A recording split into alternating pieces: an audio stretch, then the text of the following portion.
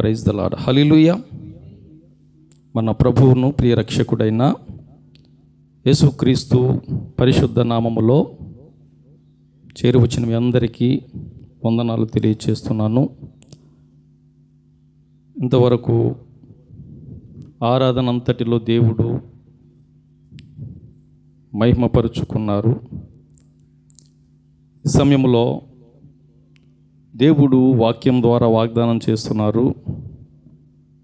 ఆనాడు ఇశ్రాయేలు చేయి స్తుతులపై ఆసీనుడిగా ఉంటానని సెలవిచ్చిన దేవుడు ఈ సమయంలో మన మధ్యన ఉన్నారు కనుక దేవుడు తన వాక్యము ద్వారా మాట్లాడుతున్నప్పుడు శ్రద్ధగా ఆసక్తితో దేవుని మాటలు వినడానికి ప్రయత్నం చేద్దాం. ఎందుకంటే వాక్యం సెలవిస్తుంది, ఆశ గల ప్రాణాన్ని తృప్తిపరుస్తాడు మన దేవుడు. మనం ఆశ కలిగి ఉంటే గనక నిలబడినటువంటి వారు ఎటువంటి వారైనా దేవుడే మనలో ఉన్నటువంటి ఆశను బట్టి మాట్లాడతాడు. మన దేవుడు మాట్లాడే దేవుడు. మంచిది. సమయంలో దేవుని వాక్యంలోనికి మనం వెళదాం. పరిశుద్ధ గ్రంథంలో నుండి లూకా సువార్త 2వ అధ్యాయము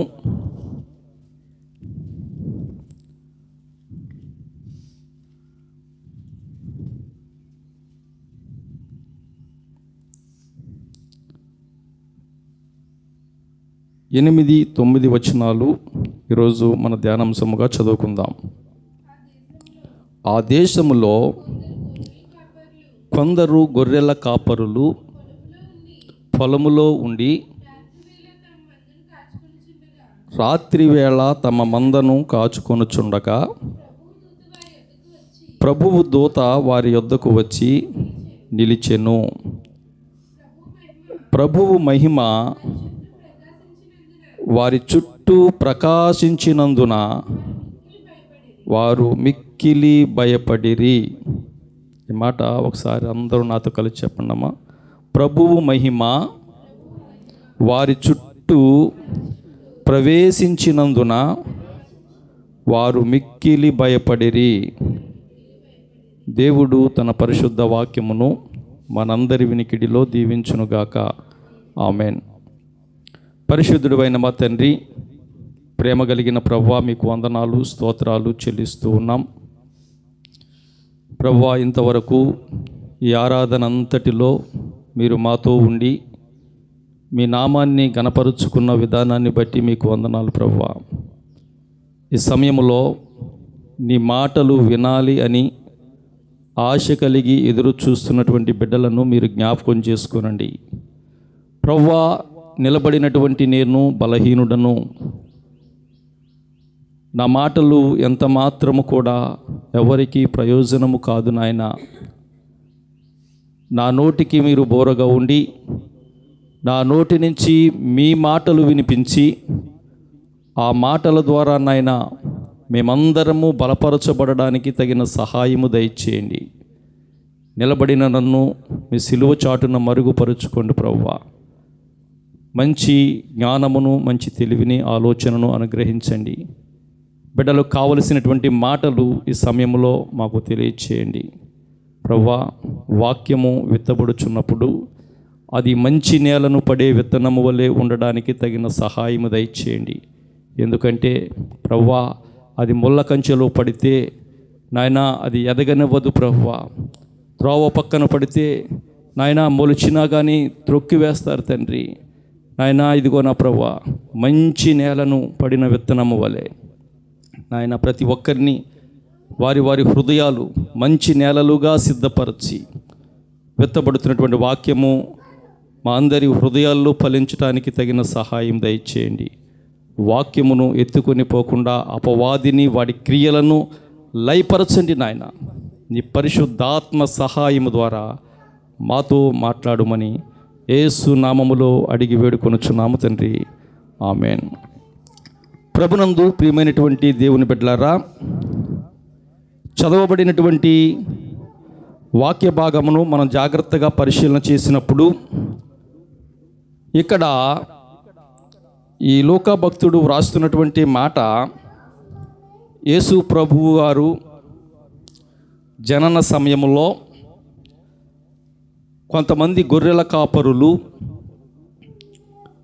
పొలములో రాత్రి వేళ తమ మందను కాచుకుంటూ ఉన్నప్పుడు అక్కడికి ప్రభువు దూత ఆ శుభవార్తను తెలియచేయటానికి రావటం మనందరికీ తెలుసు.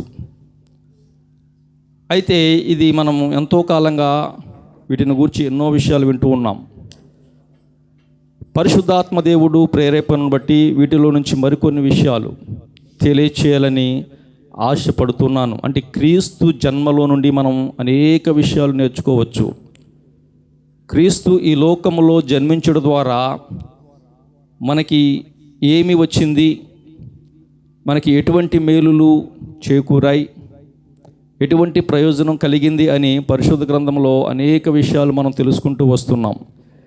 ఈ దినము మనం చదువుకున్నటువంటి మాటలో మనం జాగ్రత్తగా పరిశీలన చేసినట్లయితే ఆయన జన్మ ద్వారా మనకు ఏమి కలిగింది అనేది ఒక విషయాన్ని మీకు తెలియచేయాలని ఆశపడుతున్నాను. ఇక్కడ ఆయన జన్మము యొక్క ఆ శుభవార్తను తెలియచేయటానికి గొర్రెల కాపరుల యొద్దలకు ఆ దూత వచ్చినప్పుడు అక్కడ జరిగినటువంటి సందర్భాన్ని చూద్దాం. 9వ వచనంలో, ప్రభువు దూత వారి యొద్దకు వచ్చి నిలిచెను, ప్రభువు మహిమ వారి చుట్టూ ప్రకాశించినందున. ప్రకాశించటం అంటే ఏంటండి? వెలుగు, చుట్టూ కూడా గొప్ప వెలుగు కలిగింది. దానిని చూచి భయపడ్డారు. ఇదేంటి మనం అనుకోవచ్చు, వెలుగును చూసి భయపడ్డం ఏంటి అంటే, వారు ఉన్నదేమో అక్కడ చీకటి ప్రాంతంలో ఉన్నారు. హఠాత్తుగా గొప్ప వెలుగు వస్తే భయం కాదండి మరి. ఎందుకంటే అప్పట్లో, ఇంకా నేను ఆ దినాలు కాదు కానీ పూర్వం మా నాన్నగారు ఆ దినాల్లో సంగతి చెప్తున్నాను, కొరుము దెయ్యాలు ఉండేవంట. మా నాన్నగారు చెప్పేవారు. అవి వెలుగుల వలె కనబడేవంట. వెలుగు దూత అని బైబిల్లో ఉంది కదండి, వాడు కూడా వెలుగు దూత వలె వస్తాడు. అయితే వాటిని చూసి మరి వారికి అలవాటైపోయింది. మా నాన్నగారు చెప్పేవారు చాలాసార్లు, మాకు చిన్న వయసులో చాలాసార్లు చెప్పారు ఈ విషయం. ఒకసారి చేళ్ళగట్టుని మరి వాళ్ళు నీళ్ళొడ్డుకి వెళ్ళారో, చేయాల పనుల మీద రాత్రి వేళల్లో పొలాల్లో ఉంటారు కదండి. ఆ పొలంలో ఆ బోధుగట్టును పడుకుంటే సగం రేత్రిగా కునుకు పడుతుందనేటప్పటికి వచ్చి మరి ఆ కొరుందేయాలంట. అవి ఏమి చేయలేవు కానీ ఏం చేసేవి కాదంట, కానీ ఏడిపించేసేవంట మనుషుల్ని. తీసుకువెళ్ళి ఆ బోధులో పడుకోబెట్టేవంట. కొంచెంసేపటికి ఆ ఎండిపోయిన బోధ అది, దానిలో ఆ నీళ్లు లేకపోవడం వల్ల తేమకే చల్లగా ఉండి వాళ్ళ లేచి మరలా గట్టు మీద పడుకునేవాడంట. ఆ విధముగా అవి ఏమి చేసేవంట కాదు, కానీ ఏమి చేయలేవు కూడానండి. అవి ఆ విధంగా మనుషులను ఏడిపిస్తూ ఉండేవంట. ఎక్కువగా ఆ టైంలో అవి ఎక్కువగా ఇబ్బంది పెట్టేవి. అలాగే వీరు పొలంలో ఉన్నప్పుడు అటువంటి ఏదైనా అనుకుని వారు భూతం అనుకుని లేక దెయ్యం అనుకుని భయపడిపోయారన్నమాట. అయితే ఈరోజు మనం ధ్యానిస్తున్నటువంటి మాట ఏంటంటే, యేసు ప్రభువు ఈ లోకానికి వచ్చినప్పుడు గొప్ప వెలుగు వచ్చింది. ఈ మాట విన్నప్పుడు మనకి ఆశ్చర్యం అనిపిస్తుంది. కొన్నిసార్లు ఏంటంటే, వెలుగు అంతకు ముందు లేదా అని. ఉన్నది, లోకములో అప్పటికే వెలుగు ఉంది, కానీ దాన్ని మనుషుడు గ్రహించలేకపోతున్నాడు. దేవుడే వెలుగైనటువంటి దేవుడు. దేవుని లేఖనాలు సెలవిస్తున్నాయి. చూద్దాం ఆ మాటని. కీర్తన గ్రంథములో 118వ కీర్తనలో దావీదు గారు చెప్తాడు, 118వ కీర్తన 27వ వచనం, యెహోవాయే దేవుడు, ఆయన మనకు వెలుగును అనుగ్రహించి ఉన్నాడు. అప్పటికే ఉంది వెలుగు, లోకములో ఎప్పుడు వెలుగు. ఎందుకంటే మన దేవుడే వెలుగై ఉన్నటువంటి దేవుడు. నేను లోకమునకు వెలుగై ఉన్నాను అని అనేక మార్లు చెప్పడం మనం చూస్తాం. అంత మాత్రమే కాదు, మనం చూస్తున్నటువంటి ఈ వెలుగు కూడా ఆయన కలగజేసిందే. ఆయన నోటి మాట చేత వెలుగును కలగజేశాడు. అంటే వెలుగు ఆది నుండి కూడా ఉంది. ఆ రుజువులు వాక్య భాగంలో అనేక చోట్ల మనకు కనబడతాయి. మనం ఎప్పుడు చదువుకునే మాట యోహాను సువార్త 1వ అధ్యాయము 1వ వచనం నుంచి కనుక చూస్తే, ఆదియందు వాక్యముండెను, వాక్యము దేవుని యొద్ద ఉండెను, ఆ వాక్యము దేవుడై ఉండెను, ఆయన ఆదియందు దేవుని యొద్ద ఉండెను, సమస్తమును ఆయన మూలముగా కలిగెను, కలిగి ఉన్నదేదియు కలగలేదు. ఇక్కడ వాక్యము దేవుని యొద్ద ఉండెను, ఆ వాక్యము దేవుడై ఉండెను. వాక్యమే దేవుడైతే ఆ వాక్యాన్ని కీర్తనాకారుడు ఏమంటాడంటే 119వ కీర్తనలో 105వ వచనంలో, నీ వాక్యము నా పాదములకు దీపమును నా త్రోవకు వెలుగునై ఉన్నది. అంటే ఆ వాక్యమే వెలుగు. ఆ వెలుగై ఉన్నటువంటి దేవుడు ఆది యందే ఉన్నాడు అని బహు స్పష్టంగా మనకు కనపడుతుంది. ఇంకా కింద వచనంలో చూస్తే 4వ వచనం కూడా, ఆయనలో జీవం ఉండెను, ఆ జీవము మనుషులకు వెలుగై ఉండెను. ఏ జీవము? ఏ దేవుడైతే ఆది యందు ఉన్నాడో, ఏ దేవుడైతే వాక్యమై ఉన్నాడో ఆయనలో జీవముంది. ఆ జీవము మనుషులకు వెలుగుగా ఉంది. అయితే ఆ వెలుగును మనుషులు గ్రహించలేకపోతున్నారు. జరిగిస్తున్నటువంటి పాప కార్యాలను బట్టి, చీకటి కార్యాలను బట్టి వెలుగును గ్రహించకుండా, వెలుగును ఇష్టపడకుండా, ఒక విషయం చెప్తున్నాను జాగ్రత్తగా వినండి, పాపం చేసేవాడికి వెలుగంటే ఇష్టం ఉండదు. వాడికి ఎంతసేపు చీకటి కార్యాలు, చీకటిగా ఉంటేనే. ఏదైనా ఒకవేళ ఒక దొంగ వెళ్తున్నాడు అనుకోండి, మంచి పుచ్చ పువ్వుల్లాగా వెన్నెలు కాస్తే వాడు ఇష్టపడతాడా? ఇష్టపడ్డావు. ఎందుకని? ఆ వెలుగులో వాడి పాప కార్యం బయటపడుతుంది. ఏ రకమైనటువంటి పాపం చేసేవారైనా చీకటిని ఇష్టపడతారు, వెలుగంటే ఇష్టపడరు. మనిషి ఆది నుండి కూడా పాపములో జీవిస్తూ పాపానికి అలవాటు పడిపోయి, పాపానికి బానిసలైపోయి, చీకటికి ఇష్టపడి వెలుగుకు దూరంగా ఉంటున్నటువంటి పరిస్థితులు కనపడుతూ వస్తున్నాయి. ప్రభునందు ప్రియమైనటువంటి దేవుని బిడ్డలారా, అటువంటి చీకటిని ఇష్టపడుతూ వెలుగులో ఉండకుండా ఉండేవారికి చాలా ప్రమాదము పొంచి ఉంటుంది అని మీకు తెలియచేస్తున్నాను. ఈ లోకానుసారంగా చూసినా మనం ఏదైనా పొలము పని మీద వెళ్ళాలంటే లైట్లు వేసుకుని వెలుగు చూపించుకుంటూ వెళ్తాం. అదే చీకట్లో వెళ్తే జాగ్రత్త, ప్రమాదం పొంచి ఉంటుంది. ఒకవేళ పాపానికి అలవాటు పడి, పాపానికి బానిస అయిపోయి, వెలుగును ఇష్టపడకుండా చీకటిని కోరుకుని చీకటి అనుభవాల్లో జీవిస్తున్నావేమో, అది నీ జీవితంలో భయంకరమైనటువంటి పాతకాన్ని తెచ్చిపెడుతుంది. చీకటిలో పాపము పొంచి ఉంటుంది. పాపము పొంచి ఉంటే అది ఏ విధంగా కాటు వేస్తుందో నీకు తెలీదు. వీడారా, ఏ విధంగా నీకు నష్టాన్ని కలిగిస్తుందో తెలియదు. అందుకనే చీకటి క్రియలు విడిచిపెట్టాలి, వెలుగులో ఉన్నట్టుగా మనం నడవాలి. దేవుని యొక్క ఉద్దేశం అదే. అందుకనే లోకంలో దేవుడు వెలుగును కలగజేశాడు. వెలుగై ఉన్నటువంటి దేవుడు అనేకులను వెలిగిస్తూ ఉన్నప్పటికీ కూడా ఆ వెలుగులోనికి రాకుండా ఇంకా చీకటిలోనే జీవిస్తున్న వారు ఎంతోమంది కనపడుతున్నారు. మనము వెలుగులోనికి వస్తే గనక భయపడవలసినటువంటి పని ఉండదో అనుమానం లేదు. మేకా భక్తుడు అంటాడు, చూద్దాం ఆ మాటని. మేకా అంటాడు చక్కని మాట, 7వ అధ్యాయం 8వ వచనం చదవండమ్మా. మేకా గ్రంథము 7వ అధ్యాయము, నా శత్రువా నా మీద అతిశయింపవద్దు, నేను క్రింద పడినను తిరిగి లేతును, నేను అంధకారమందు కూర్చున్నను, యెహోవా నాకు వెలుగుగా ఉండును.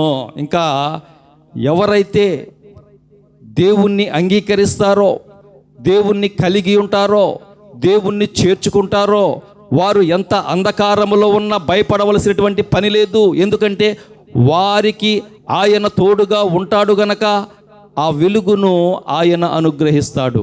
ఇదే మాట చక్కగా చెప్తున్నాడు. ఇంకా కింద చదువమ్మా. చేసి తిని కనుక ఆయన నా పక్షమున వ్యాజ్యమాడి నా పక్షమున న్యాయము తీర్చు వరకు నేను ఆయన కోపాగ్నిని సహింతును, ఆయన నన్ను వెలుగులోనికి రప్పించును. సరిపోతుందమ్మా. చూసారు ఎంత చక్కగా, ఎంత ధైర్యంగా చెప్తున్నాడో. మనం భయపడవలసినటువంటి పని లేదు. ఆయన మనకు వెలుగుగా ఉన్నాడు.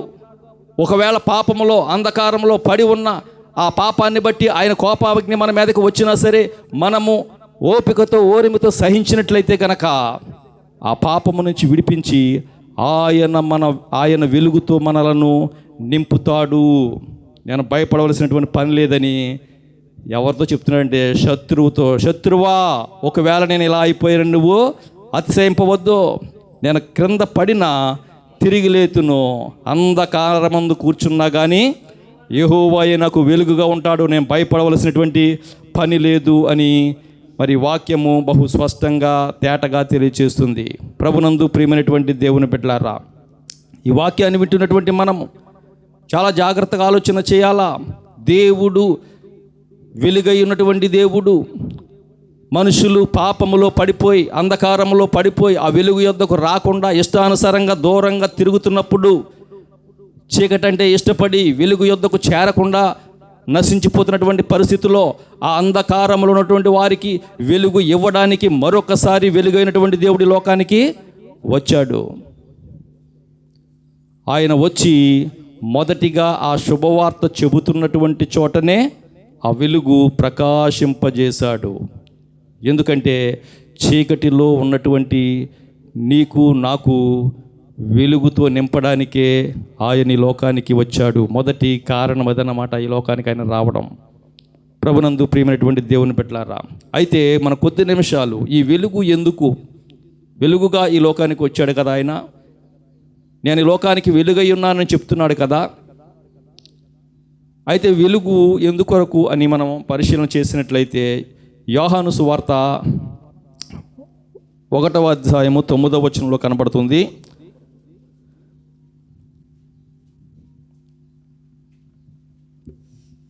ఒకటవ అధ్యాయము 9వ వచనము, నిజమైన వెలుగు ఉండెను, అది లోకములోనికి వచ్చుచు ప్రతి మనిషిని వెలిగించుచున్నది. మనుషులను వెలిగించటానికి వెలుగు ఈ లోకంలోనికి వచ్చింది. నిజమైన వెలుగు ఉండెను. నేను చెప్పాను కదండి, ఈ లోకంలో నిజము కానటువంటి వెలుగులు కూడా ఉంటాయి, ఆరిపోయే వెలుగులు ఉంటాయి. కానీ ఇది నిజమైనటువంటి వెలుగు. ఈ వెలుగులో నడిస్తే గనక ఇంకా మనకి ఎప్పటికీ కూడా తిరుగు ఉండదు. అటువంటి నిజమైనటువంటి వెలుగు ఇది. అయితే ముందు మనం చెప్పుకున్నట్లుగా వెలుగు దూత అని చెప్తాం చూసారా, వెలుగు దూత వల్లే వస్తాడని. అటువంటి వెలుగు కాదు ఇది. ఇది నిజమైనటువంటి వెలుగు. ఇది లోకములోనికి ఎందుకు వచ్చిందంటే నిన్ను నన్ను వెలిగించటానికి. మనలో ఉన్నటువంటి చీకటి జీవితాలు, మనల్ని వెలిగిస్తే మనలో ఉన్న చీకటి అంతా పోతుంది కదండి. ఇప్పుడు ఈ గదిలో చీకటి ఉంది, చీకటి కమ్ముకుని ఉంది. ఈ గదికి సాదృశ్యంగా మనం ఉన్నాం, మన హృదయం ముందు పోని. దీనిలో చీకటి అలముకుని ఉన్నదనుకోండి ఒక గదిలో, దానిలోనికి ఎప్పుడైతే వెలుగు తెస్తామో ఆ చీకటి అంతా ఏమైపోద్ది, పారిపోద్ది, ఇక వెలుగుమయమైపోద్ది అదంతా. మన జీవితంలోనూ కూడా వెలుగై ఉన్నటువంటి దేవుణ్ణి మనం చేర్చుకుంటే కనుక మనలో ఉన్న అంధకారమంతా, మనలో ఉన్న పాపక్రియలన్నీ పోయి మన జీవితంలో గొప్ప వెలుగు అనేది వస్తుంది.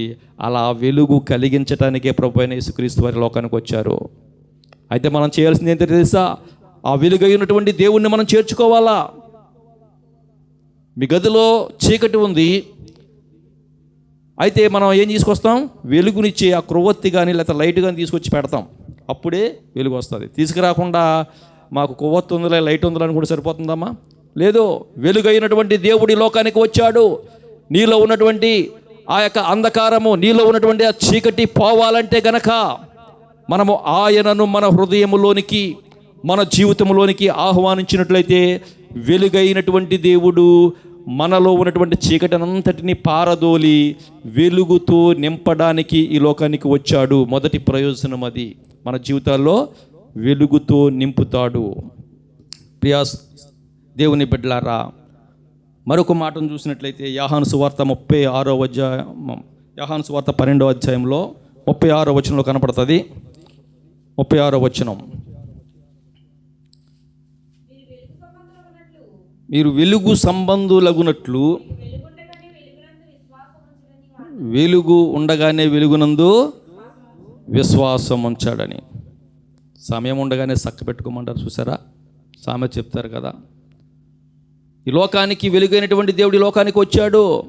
నీకు అవకాశం ఉండగానే విశ్వసించి ఆ వెలుగును మనం చేర్చుకుంటే కనుక మనము వెలుగుతో నింపబడడం మాత్రమే కాకుండా వెలుగు సంబంధులమవుతాము.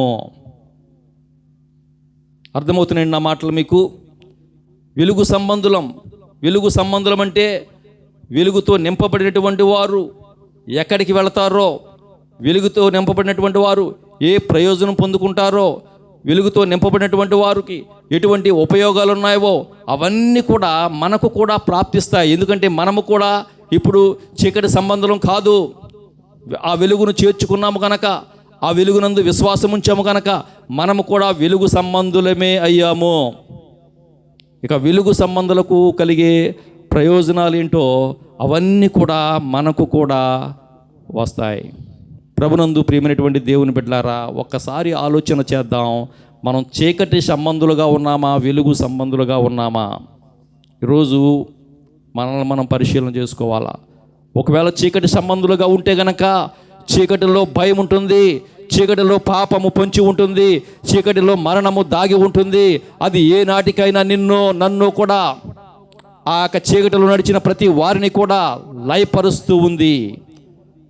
అటువంటి చీకటితో సంబంధం పెట్టుకోకుండా వెలుగు సంబంధులుగా మనం జీవించాలంటే గనక దేవుని లేఖనం తెలియజేసే మాట ఏంటంటే ఆ వెలుగునందు విశ్వాసం ఉంచేవారుగా ఉండాలి. ఆ వెలుగును చేర్చుకునేవారుగా ఉండాలి. ఆ వెలుగును ఎప్పుడైతే మనం చేర్చుకుంటామో మనలో ఉన్నటువంటి అంధకారం అంతా తొలగిపోయి వెలుగుతో నింపబడతాం, వెలుగు సంబంధులుగా జీవిస్తాము అని దేవుని లేఖనం తెలియజేస్తుంది. అంటే వెలుగు సంబంధులుగా ఉంటే ప్రయోజనం ఏంటో ఆ మాట తెలిస్తే మీకు అర్థమవుతుంది ఈ వాక్యం యొక్క భావం ఏంటో. కీర్తనకారుడు అంటాడు 43వ కీర్తన 3వ కీర్తనలో, 43వ కీర్తన అంటే వెలుగు సంబంధులుగా ఉంటే, చీకటిని పోగొట్టుకుని వెలుగుతో నింపబడితే ఏంటయ్యా ప్రయోజనం అని ఆలోచన చేస్తే గనక 43:3 చదవండమ్మా. కీర్తనలో 43:3, నీ వెలుగును నీ సత్యమును బయలుదేర చేయుము, అవి నాకు త్రోవ చూపును, అవి నీ పరిశుద్ధ పర్వతమునకు నీ నివాస స్థలమునకు నన్ను తోడుకొని వచ్చును. ఇప్పుడు అర్థమైందా? వాక్యం వింటున్న ప్రియ సహోదరి సహోదరుడా, నువ్వు వెలుగుతో నింపబడితే, నీలో ఉన్నటువంటి అంధకారాన్ని పోగొట్టుకుంటే, లేక నువ్వు వెలుగు సంబంధిగా ఉంటే గనక నీకు కలిగే ప్రయోజనం ఏంటో తెలుసా? ఆ వెలుగుతో నువ్వు నింపబడినప్పుడు ఆ వెలుగు నీకు త్రోవ చూపుతుంది అని దేవుని లేఖనం తెలియజేస్తుంది.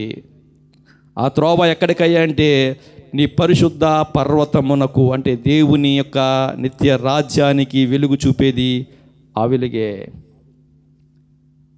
నీవు నేను అంధకారంలో నశించిపోతున్నప్పుడు, నీవు నేను అంధకారంలో పడి మరణానికి చేరువలో ఉన్నప్పుడు మనందరినీ కూడా ఆ అంధకారం నుంచి విడిపించి మంచి త్రోవ చూపి ఆ నిత్య రాజ్యానికి చేర్చడానికి కావలసినటువంటి వెలుగుగా మన దేవుడి లోకానికి వచ్చాడు. ఆ వెలుగు ఏం చేస్తుందంటే నన్ను కూడా ఆ పరిశుద్ధ పర్వతమునకు, ఆయన నివసించే ఆ స్థలమునకు తోడుకొని పోతుంది. ఇప్పుడు ఆలోచన చేయండి, అంధకారములో ఉంటే నష్టం ఏంటంటే మన ప్రాణ భయముతో జీవించాలా, మరణ భయముతో ఉండాలా. అంధకారములో పాపము పొంచి ఉంటుంది, ఆ పాపము నిన్ను నరకానికి తీసుకువెళుతుంది.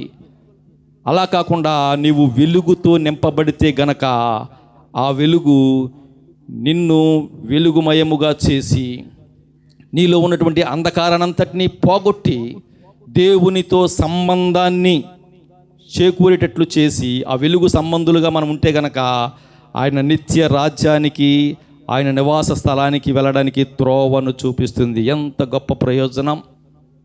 వాక్యం వింటున్న ప్రియ సహోదరి సహోదరులారా, ఏనాడైనా ఆలోచన చేసావా ఆయన ఈ లోకానికి వెలుగుగా ఎందుకు వచ్చాడో? అంధకారంలో జీవిస్తున్నటువంటి మనకు త్రోవ చూపించి, మనలను వెలుగు సంబంధులుగా చేసి, ఆ వెలుగై ఉన్నటువంటి దేవుడు నివసించే ఆ నివాస స్థలానికి నిన్ను నన్ను చేర్చడానికే ఈ లోకానికి వచ్చాడమ్మా. అయితే ఆ అంధకారాన్ని పోగొట్టుకుని, ఆ వెలుగును పోగొట్టుకుని అంధకారంలో జీవిస్తూ ఎంతోమంది వారి జీవితాలు పాడు చేసుకుంటున్నారు. ఆలోచించేద్దాం ప్రియులారా, ఇప్పుడు మనం ఏ స్థితిలో ఉన్నాం? చీకటి సంబంధులుగా మనం ఉన్నామా? వెలుగు సంబంధులుగా మనం ఉన్నామా? వెలుగైనటువంటి దేవుణ్ణి మనం చేర్చుకుంటే గనక, ఆయన విశ్వసిస్తే గనక వెలుగు సంబంధులుగా మనము కూడా ఏర్పాటు చేయబడతాం, వెలుగు సంబంధులుగా తీర్చిదిద్దబడతాం. ఆ వెలుగు సంబంధులకు, వారి కొరకు ఏర్పాటు చేయబడినటువంటి ఆ నిత్య రాజ్యానికి, ఆ పరిశుద్ధ పర్వతానికి దేవుడు తోడుకొని పోతాడు. వెలుగైనటువంటి దేవుడు అందుకే ఈ లోకానికి వచ్చాడు. ఈ విషయాన్ని మనందరం గుర్తించవలసి ఉన్నది. అయితే ఎవరిలో ఆ వెలుగు ఉండదో కొన్ని విషయాలు చెప్పి నేను ముగిస్తాను. వెలుగుంటే ఆ వెలుగు మనల్ని ఆ నిత్య రాజ్యానికి నడిపిస్తుందని మనం విన్నాం. వెలుగును కోల్పోతే గనక, వెలుగును మనం చేర్చుకోకపోతే గనక, ఆ వెలుగును విశ్వసించకపోతే గనక ఆ చీకటిలోనే, అంధకారంలోనే నశించిపోయి నిత్య నరకానికి కొనుపోబడతాం. అయితే ఆ వెలుగు ఎవరిలో ఉండదో కొన్ని విషయాలు చూద్దాం. యోహాను సువార్త 3వ అధ్యాయము, యోహాను సువార్త 3వ అధ్యాయము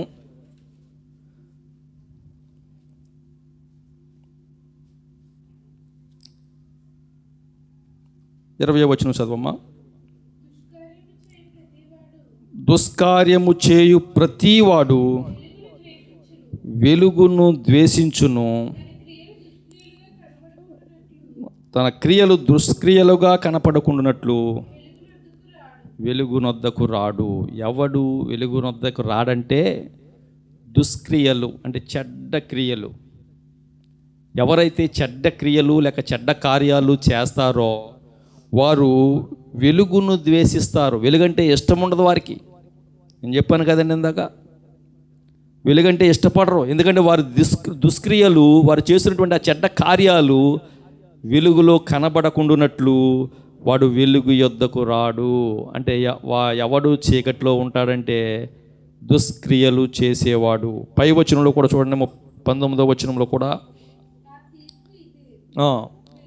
వెలుగు లోకములోనికి వచ్చెను గాని తమ క్రియలు చెడ్డవైనందున మనుషులు వెలుగును ప్రేమింపక చీకటినే ప్రేమించిరి.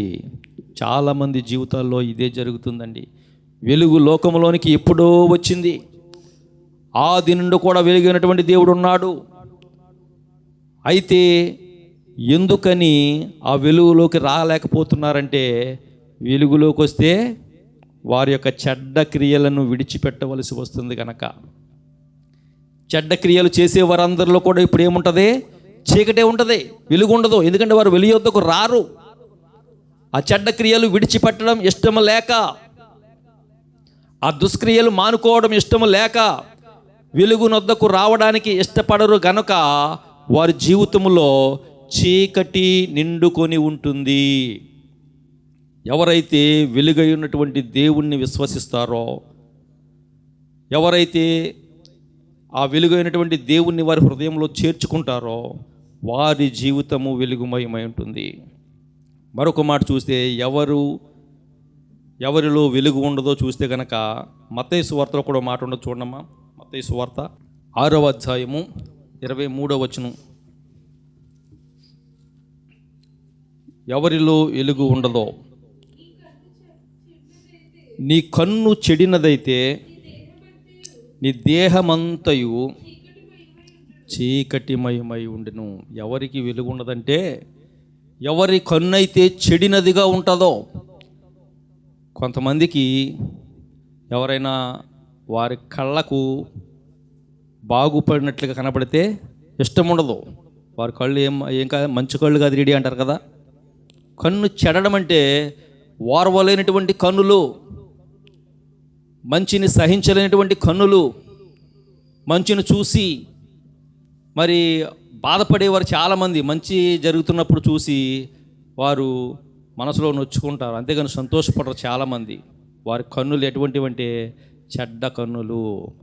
ఆ చెడున కన్నులు కలిగి ఎవరైతే ఉంటారో వారి దేహమంతా కూడా చీకటిమయంగా ఉంటుంది. మన దేహమంతా చీకటిమయమైపడ్డ కారణం ఏంటో తెలుసా? మన కన్ను చెడిపోవడం ద్వారానే.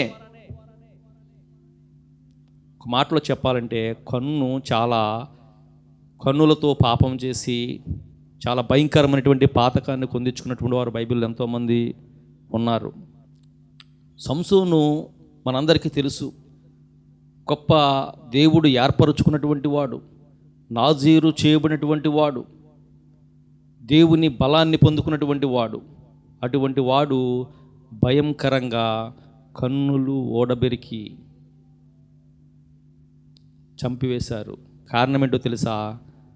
తాను 3 సార్లు కన్నులతో చూడకూడని వాటిని చూశాడు. ఆ కన్నులతో ఆ విధంగా చూచుట ద్వారా భయంకరమైనటువంటి పాతకాన్ని కొని తెచ్చుకున్నాడు.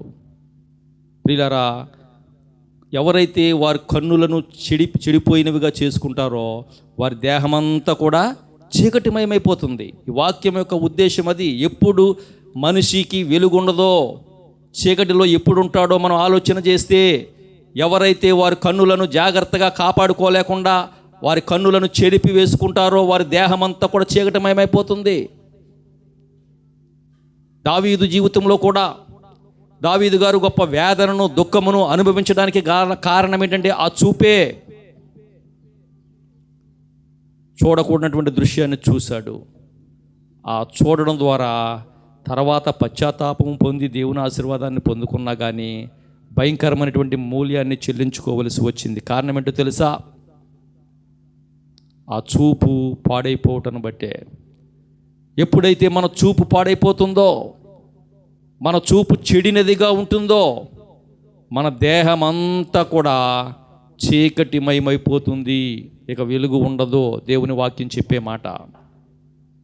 ఎవరిలో వెలుగు ఉండదో దేవుని వాక్యం బహు స్పష్టంగా తెలియజేస్తుంది. మరొక మాట చూస్తే యోహాను సువార్త 18వ అధ్యాయంలో కూడా, యోబు గ్రంథము 18వ అధ్యాయము 5-6 వచనాలు చదవండమ్మా. యోబు గ్రంథము 18వ అధ్యాయము 5-6 వచనాలు. భక్తిహీనుల దీపము ఆర్పివేయబడును. ఇంకేముంటుందమ్మా వారికి? దీపం ఆర్పివేయబడితే ఏముంటుంది ఇంకా చెప్పండి? చీకటే కదా.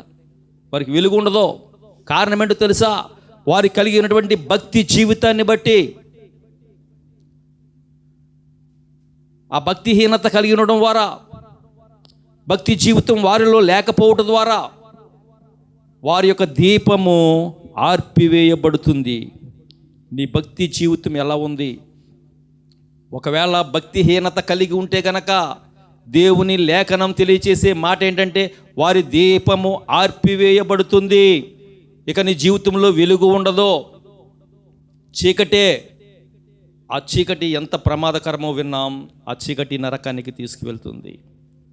ఒకవేళ ఇంతవరకు కూడా ఆ భక్తిహీనత అనే చీకట్లో నేను జీవిస్తున్నట్లయితే, ఈ వాక్యం వింటున్నటువంటి ఎవరైనా సరే ఆ భక్తిహీనత అనే ఆ చీకట్లో జీవిస్తూ ఉన్నట్లయితే, అటువంటి వారిని వెలిగించడానికే వెలుగైనటువంటి దేవుడు ఈ లోకానికి రావడం జరిగింది.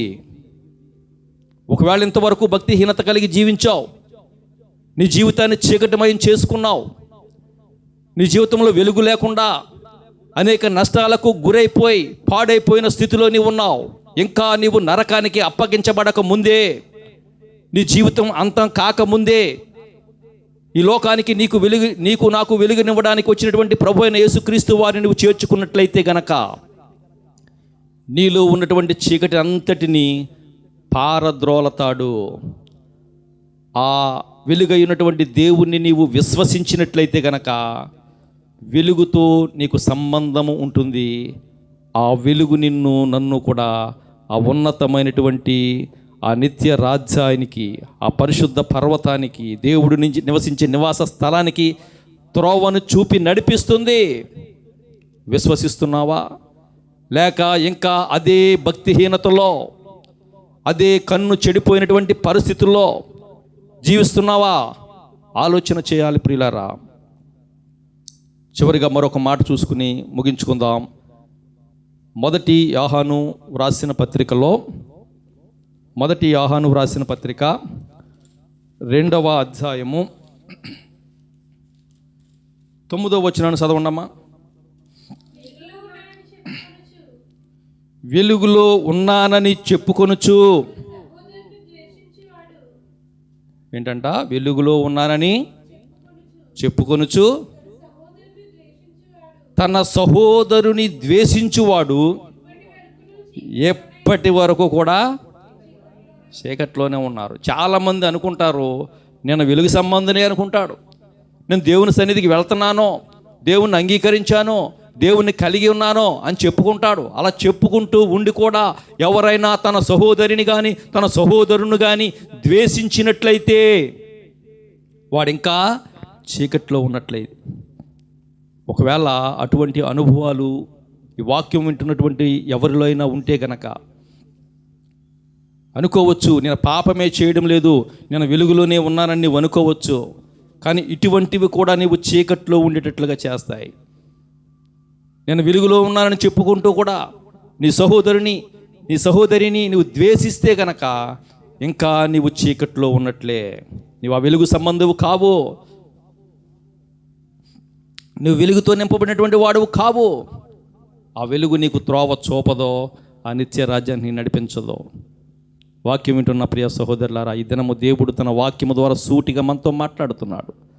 ఒకవేళ ఇంతవరకు మన కన్నులు చెడినవిగా ఉండి మన జీవితాలను చీకటిమయం చేసుకున్నామేమో, ఇప్పుడే మన కన్నులతో ఒక నిబంధన చేసుకుందాం యోబు భక్తుడి వలె. ఒకవేళ మన జీవితాల్లో చీకటితో నింపబడి వెలుగులో ఉన్నామని చెప్పుకుంటూ కూడా మన సహోదరిని ద్వేషించే అనుభవంలో మనం ఉన్నామేమో, వాటన్నిటిని మనం సరి చేసుకుని సమాధానం కలిగి ఉన్నట్లయితే నిజమైనటువంటి వెలుగు సంబంధులుగా మనం ఉంటాం. ప్రియ సహోదరులారా, ప్రతి ఒక్కరము కూడా ఈ దినము మనము మన జీవితాలను సరి చేసుకుని ఈ చిన్న చిన్న లోపాలను మనం తీసివేసుకుని మనలో ఏవైతే చీకటిని నింపుతున్నాయో వాటన్నిటిని కూడా తీసివేసుకుని వెలుగు సంబంధులుగా జీవిద్దాం. ఆ వెలుగు మనకి త్రోవ చూపి ఆ నిత్య రాజ్యానికి నడిపిస్తుంది. లేక అలాగే చీకటి అనుభవాలతో మనం ఉంటే గనక, చెడిపోయినటువంటి కన్నులతో మనం ఉంటే గనక, దావీదు భక్తుడు తాను సరి చేసుకుని తాను పశ్చాత్తాపడ్డాడు గనక, సంసోను గారు చివరిలో ప్రార్థన చేస్తాడు పశ్చాత్తాపముతో. అందుకనే ఆయన కూడా విశ్వాసుల జాబితాలో చేర్చబడ్డాడు. వారు సరి చేసుకున్నారు కనుక వారు తప్పించబడ్డారు, నిత్య రాజ్యానికి వారసులయ్యారు. కానీ అలా సరి చేసుకోకుండా ఉంటే గనక మన జీవితాలు నిత్య నరకానికి పోతాయి. అలా పోకముందే మన జీవితాల్లో ఏవైతే చీకటితో నింపబడ్డానికి కారణాలుగా ఉన్నాయో, ఏవైతే వెలుగు లేకుండా మన జీవితాలు చేస్తున్నాయో వాటన్నిటిని తీసివేసుకుని వెలుగై ఉన్నటువంటి దేవుని మనం ఆహ్వానిద్దాం. మన హృదయంలోనికి వెలుగై ఉన్నటువంటి దేవుని మనం ఆహ్వానించినట్లయితే ఆయన మనలోనికి వచ్చి మనలో ఉన్న అంధకారాన్ని అంతటిని తీసివేసి వెలుగుమయం చేస్తాడు మన జీవితం. వెలుగు ఆనందముతో ఉంటుందండి, అంతే కదండి. చీకట్లో దుఃఖం ఉంటుంది, వేదన ఉంటుంది, రోదన ఉంటుంది. కానీ అటువంటివన్నీ తీసివేసి ఆనందముతో నింపడానికే వెలుగైనటువంటి దేవుడిగా వచ్చాడు. ఈ క్రిస్మస్ దినాల్లో మనందరము కూడా మన జీవితాలను పరిశీలన చేసుకుందాం. అటువంటి చీకటి కలిగించే అనుభవాలు మనలో ఏది ఉన్నా సరే తీసివేసుకుని, ఒకవేళ మనం అనుకోవచ్చు, నేను చాలా కాలంగా క్రిస్మస్ పండుగ చాలా చక్కగా సంబరంగా చేస్తున్నాను, చాలా వెలుగులతో చేస్తున్నాను అనుకోవచ్చు. అది కాదండి నిజమైనటువంటి వెలుగు. వెలుగై ఉన్నటువంటి దేవుణ్ణి చేర్చుకోవటమే నిజమైనటువంటి వెలుగు. నిజమైన క్రిస్మస్ అదే, నిజమైన ఆనందం అదే. అటువంటి నిజమైన వెలుగును, ఆనందాన్ని మనం అనుభవించాలంటే కనుక ఈ దినమే మన జీవితంలో చెడిపోయినది, చీకటి కలిగించేది ఏదైతే ఉందో దాన్ని తీసివేసుకుని దేవుణ్ణి ఆహ్వానించి వెలుగుమయంతో నింపబడదాం. నిజమైనటువంటి క్రిస్మస్ను జరిగిద్దాం. ఆ విధంగా ప్రతి ఒక్కరము వెలుగుతో నింపబడి ఆ వెలుగు రాజ్యానికి, ఆ నిత్య రాజ్యానికి వారసులుగా ఉండడానికి దేవుని కృప మనందరికీ తోడేండి నడిపించునుగాక. ఆమెన్. ప్రార్థన చేసుకుందాం. పరిశుద్ధుడైన మా తండ్రి, ప్రేమ కలిగిన ప్రభువా, మీకు వందనాలు, స్తోత్రాలు చెల్లిస్తున్నాము నాయన. ఇంతవరకు నీ మాటల ద్వారా మమ్మలను బలపరిచినందుకు నీకు స్తోత్రాలు తండ్రి. అనేకమైన విషయాలు మీరు మాకు తెలియచేశారు ప్రభువా. అవును నాయన, చీకటిలో, అంధకారములో నశించిపోతున్నటువంటి వారిని ఆ చీకటి నుంచి విడిపించి వెలుగుతో నింపి వెలుగు సంబంధులుగా చేసి ఆ నిత్య రాజ్యానికి నడిపించడానికే ఈ లోకానికి వచ్చావు ప్రభువా. మాలో ఉన్న ఆ చీకటి అనుభవాలు ఏంటో కొన్నిటిని చూపించారు నాయన. వాటిని మేము సరి చేసుకోవాలి నా తండ్రి. ఒకవేళ మా కన్ను చెడినదిగా ఉంటే మా జీవితం అంతా కూడా, లేక మా దేహం అంతా కూడా ప్రభువా అంధకారం అయిపోద్ది నాయన. మా జీవితాలు అలా కాకముందే మా కన్నులతో నిబంధన చేసుకుని మా జీవితాలు సరిచేసుకోవడానికి తగిన సహాయం అనుగ్రహించండి ప్రభువా. ప్రతి ఒక్కరిని మీరు జ్ఞాపకం చేసుకోండి. ఈ వాక్యం వింటున్న ప్రతి ఒక్కరు కూడా ఏ విషయంలో చీకటి అనుభవాలు కలిగి ఉన్నారో, ఏ విషయంలో చీకటిలో నడుస్తున్నారో బిడ్డలను పరిశీలన చేసుకుని సరి చేసుకుని అవన్నీ దూరం అవ్వాలంటే వెలుగై ఉన్నటువంటి నిన్ను చేర్చుకోవడానికి తగిన సహాయం దయచేయండి. వెలుగు సంబంధులుగా చేసి నీ నిత్య రాజ్యానికి నడిపించమని ప్రార్థన చేస్తున్నాను. విన్న వాక్యము ప్రతి ఒక్కరి హృదయములో ఫలింప చేయమని యేసు నామములో అడిగి వేడుకొనుచున్నాము తండ్రి. ఆమేన్. అందరికీ వందనాలమ్మా.